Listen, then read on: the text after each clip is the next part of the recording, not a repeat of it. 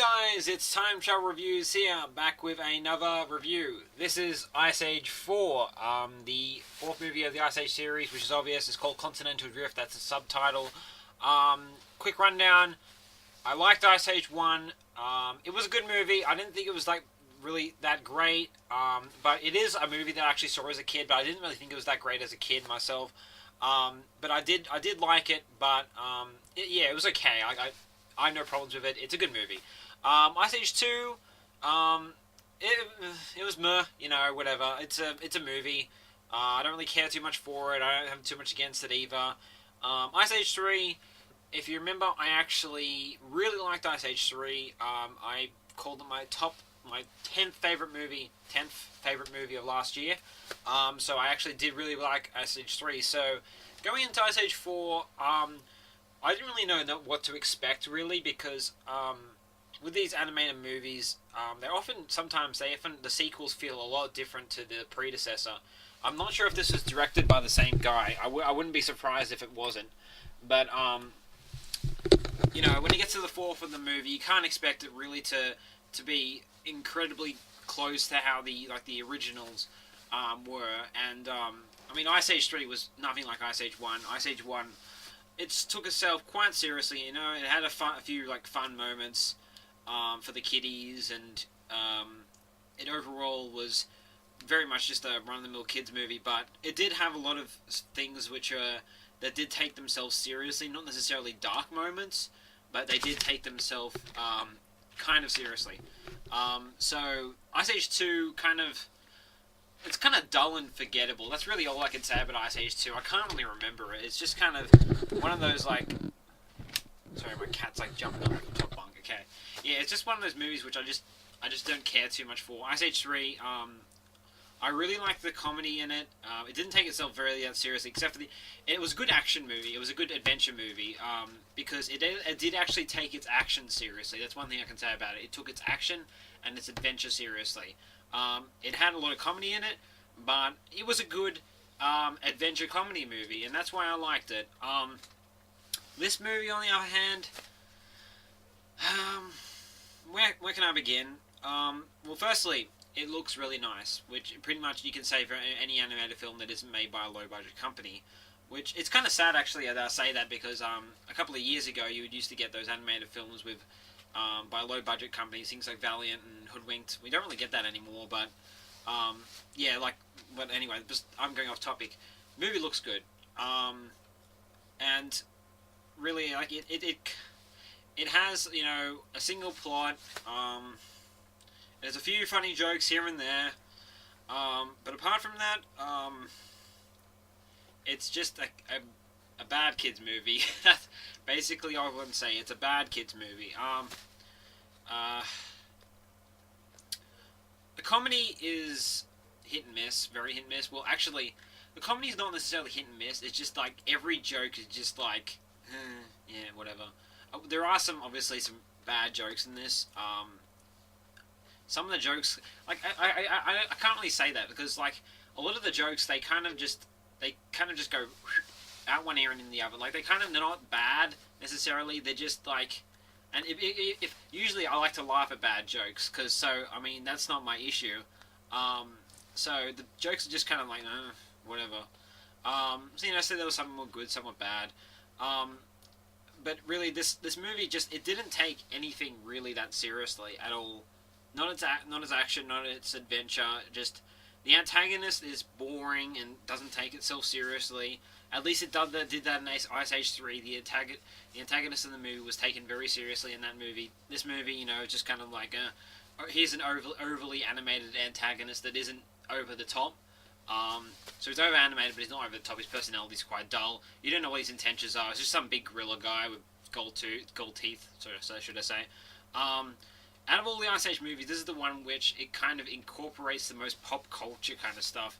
They have this pirate ship with, they use they don't actually use a flag. They use a mammal for a flag, but obviously it does that thing which a lot of movies do, where they it's funny because it's something in real life that's been done by with an animal, or done with something from the prehistoric times, and I can't exactly say that I hate that kind of humor, but there's a lot of it in here, and I didn't find it that funny. And yeah, so like they bring pirates into it, and they're like going on icebergs, and I mean the whole continental drift thing. Really, it's just not that made out. It's not. It doesn't take itself seriously at all. It's not made out to be threatening or anything. And again, we have the subplot about the parent letting their kid go, and we have a double. We have a double conventional subplot. We got a subplot about believing in yourself, and a parent letting their kid go. Double whammy. I thought of two more movies on the way home which have the same thing: Lion King 2 and Finding Nemo. There we are. Bloody hell! Every kid's movie, like not everyone, but nearly everyone does it. Either that, or they have the thing where the domesticated animal has to learn to let to be let go from its owner. Like there's two there. Oh, that's the same thing again. Parent, or same thing, and yeah. At least Toy Story 3 had it the other way around. Actually, Toy Story 3 was different, but that's beside the point. Just a conventional subplot. Doesn't make too much sense in the end. If you want spoilers, here you go. There's this chick. It's what the hell is his name? Manny. I don't know anymore. The guy, Ray Romano's brother, what his name is, or maybe it is Ray Romano. No, it is Ray Romano. Sorry. Yeah, he has a daughter. She's a teenager now. He, doesn't let her go with his friends. Her friends are jackasses. Basically, they learn in the end that Manny learns, he should let her child go to the friends, and she learns, because the friends are jackasses and say that she shouldn't be a possum or whatever, and she's like kind of just like, no, I'm proud to be a possum. So kind of they have like a double whammy thing here, and also the friends have a sudden personality change. They're no longer jackasses, but they probably still are. Like, what kind of message is that? Like, you should go let your kid hang around with jackasses. Let your kid hang around with assholes. Oh. Yeah, okay. So, it didn't have a character like Buck, an overly funny character. It has this grunny character. It's okay. But Buck was a really good character, and, just overall, Overall, it's just a very underwhelming movie, to be honest. Like, I guess, the animation is kind of fun, and the story isn't like, obviously you know what's going to happen in the end, but, it's not like a too-conventional story. I know that, they probably took things from Homer's Odyssey, in here.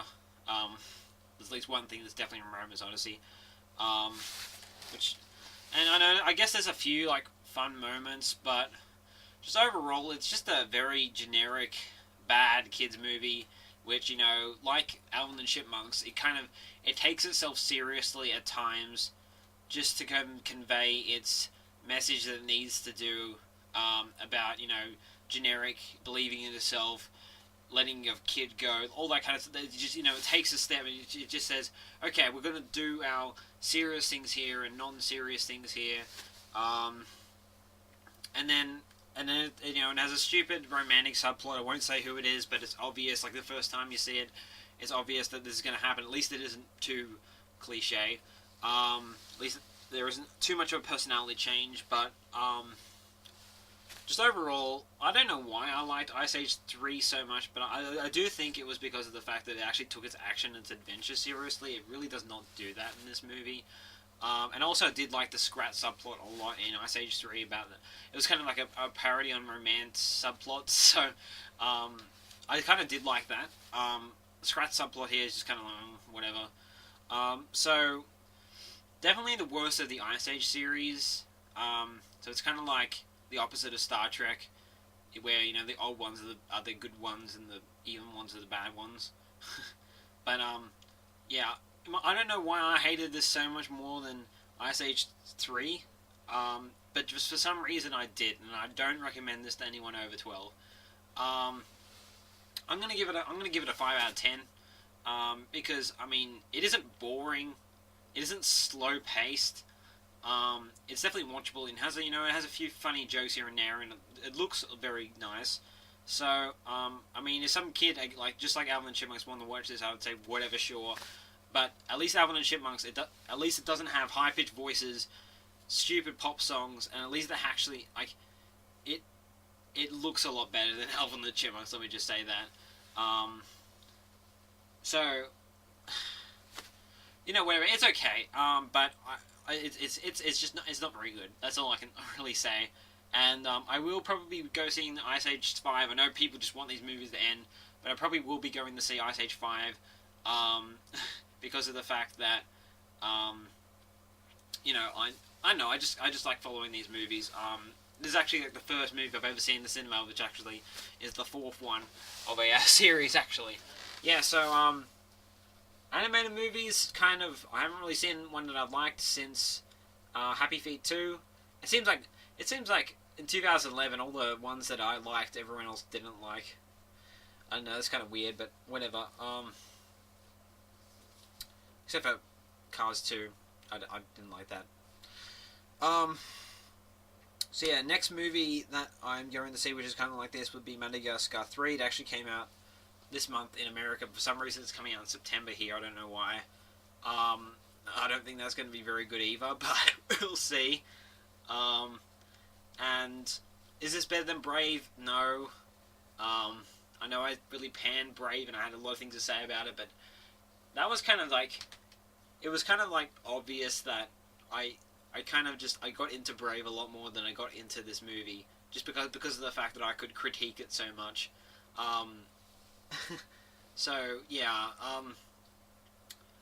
it's one of those, just like Men in Black 3. It's kind of like one of those movies which I can't really be bothered to talk about too much. So yeah, 5 out of 10. Another disappointing movie of 2012, and I'll see you next time. Prometheus, probably on Saturday. So, thanks for watching, everyone.